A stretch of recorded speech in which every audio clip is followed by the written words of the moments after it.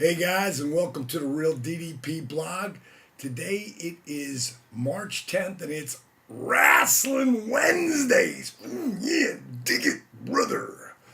That's right, it's the continuation of the feud of the year, Pro Wrestling Illustrated's feud of the year, Macho Man Randy Savage, yeah, against me, DDP.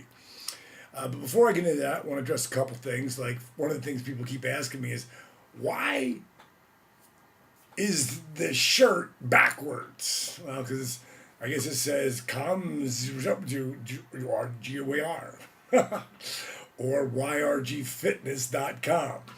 I don't know why it does that. I'm using the Mac camera up there, so I guess it pretty much does what it wants to do, and I guess it flips the image sort of like a negative.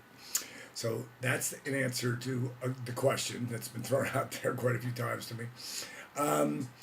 Today in Wrestling Wednesdays, I gave you the lead up last week, if you remember, through the NWO with Scott Hall and Kevin Nash.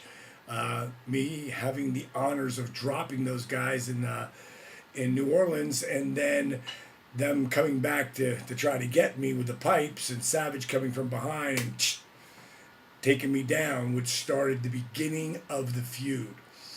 Today, I'm going to bring you the interviews. Now, when it comes to drawing people to the arena, or when it comes to drawing people to buy the pay-per-view, it all comes down to the interview. It comes down to the personalities, the charisma. It comes down to the element of doubt. Like, I can remember back in 97, like, people would actually come up to me and they'd say, you know, man, I watch some of these programs that, you know, or angles that these guys are in, and I'm like, that's a bunch of shit. He goes, but you guys, you and Savage, you really didn't like each other, right? I mean, that's what I'm getting from it. It's like, the other angles, but yours, that shit's real. Well, at times, it got real fast, and that's the truth.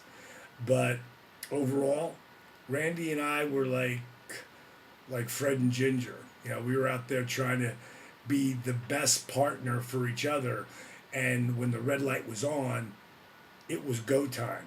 And a lot of times we wouldn't tell each other what we were going to do in the interviews, or we would have a pretty good outline, but then we'd zing each other to get that real response. And these were some of my favorite interviews. You know, back in the beginning when I first started, which should have been 10 years before this, 1988, people said, man, you've got great mic skills.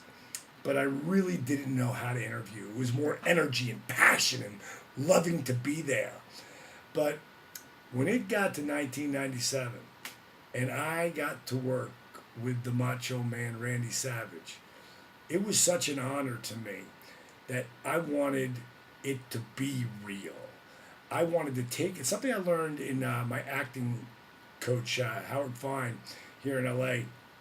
He talks about, you know, bringing it from within yourself. Every character, whether you're a killer, a serial killer, or a priest, you know, we all have the ability to bring those emotions. And having Kim involved in the angle made it real because Randy really did grab her and he really did throw her, and she was cool with it. But you know, she actually said to him one time, Randy, and Kim wasn't like this at all. She was not a physical person.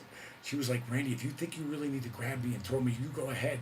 And when he walked away, I went, what, are you crazy? Don't say that to him. I go, you have no idea how stiff he is. And it was just because of his passion and his wasn't trying to hurt anybody. He just was so passionate about being in that spot. When the red light was on, Randy Savage was the real deal. So was Diamond Dallas Page. And in these interviews, the first interview that you're going to see after my little rant here was put together by my buddy Dylan, who was one of the kids from Team YRG that I helped lose 100 pounds from 292 to 192. And over that period, we became really tight. And now he actually fell off the wagon a little bit and gained, not a little bit, a lot. Gained a lot of his weight back, but he's back on course. Because it's all about a lifestyle change. None of my shit's a diet. So, just putting that in there. Dylan actually is also the kid who did Diamond Cutters on Everyone, which is an amazing video seen by over 150,000 views so far. So he edited what he thought was the best parts of what we're calling You Didn't Know My Name. When Randy Savage, ooh, yeah, what's his name? It's on the tip of my tongue. I can't remember. And then Hogan would come in, yeah, it's right there. What's his name? Like, because I was, middle card guy who all of a sudden was ascended into the top level. So really, a lot of fans, who weren't like real fans, they didn't know who Diamond Dallas Page was. And Randy wanted to pound that home. And actually, I found it really cool. There's another kid named Aaron who did a video, a DDP tribute, that actually uses "You're Gonna Remember My Name," and then he shows banging and hits, and it's Diamond Dallas Page, and that is what ends up on this interview, and it's what it leads to, of how Savage or the NWO and how they were all just busting my chops, didn't know my name.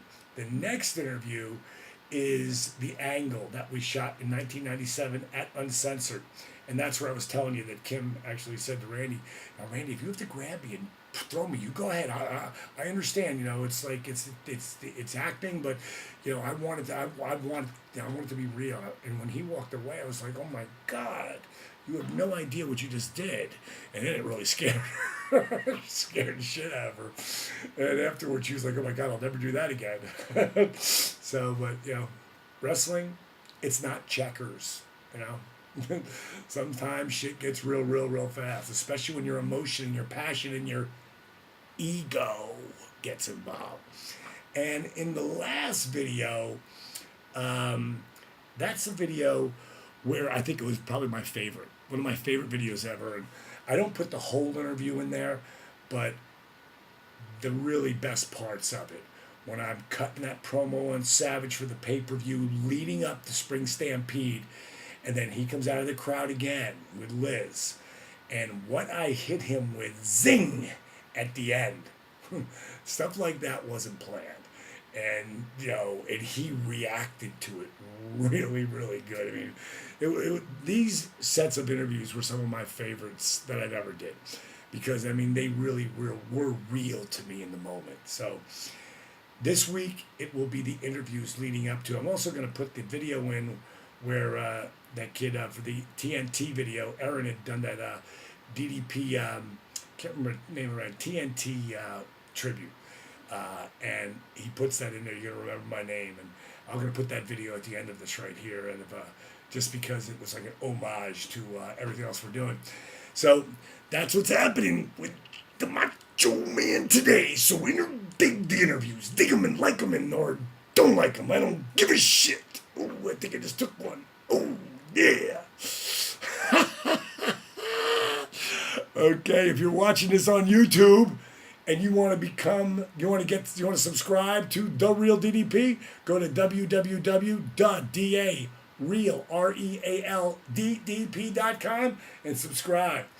And for all of you who last to the end of this rant to find out what my inspirational thought of today is, when you're setting goals, ink it. Just don't think it. Or just don't think it.